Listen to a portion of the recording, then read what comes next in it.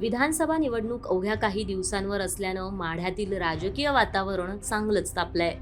विद्यमान आमदार बबनराव शिंदेंचा काटा काढण्यासाठी स्थानिक विरोधकांनी आता महादेवाची शपथ घेतली आहे. आपल्या भांडणाचा लाभ आमदार शिंदेंना होऊ नये यासाठी विरोधकांनी ही योजना आखल्याचं बोललं जातंय. सध्या माढ्यात महाविकास आघाडीकडून 8 जण इच्छुक आहेत.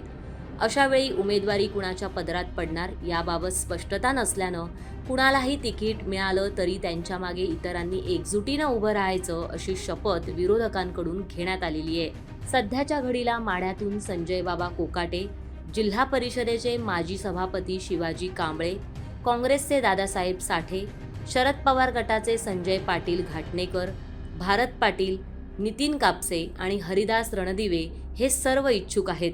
तर दुसरीकडे विजयसिंह मोहिते पाटील यांचं देखील या मतदारसंघावर लक्ष आहे.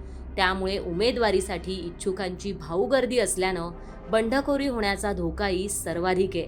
त्यामुळे इच्छुकांची हीच बंडखोरी रोखण्यासाठी आता महादेवाला साक्ष ठेवल्याचं पाहायला मिळतंय.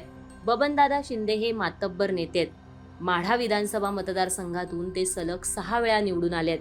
सध्या ते अजित पवार गटात आहेत.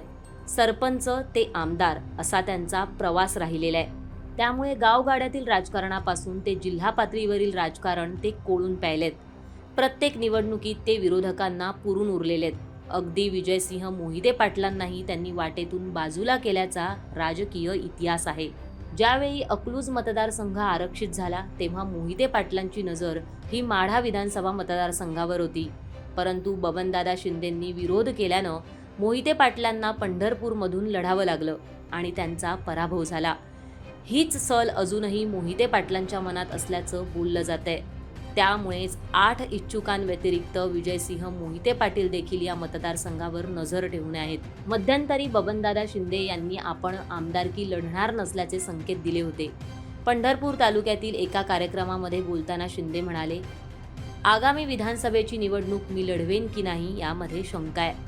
रणजित भैयाला एक वेळा संधी द्या. 5 वर्षात काय काम होतं काय नाही हे बघा.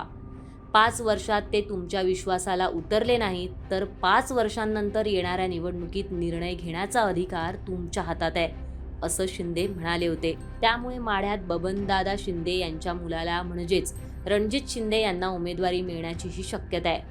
काही दिवसांपूर्वीच बबनदादा शिंदे यांनी पुण्यात शरद पवारांची भेट घेतली होती. या भेटीनंतर रणजित शिंदेंच्या उमेदवारीसाठी बबनदादा सेटिंग लावत असल्याच्या चर्चांना उधाण आलं होतं.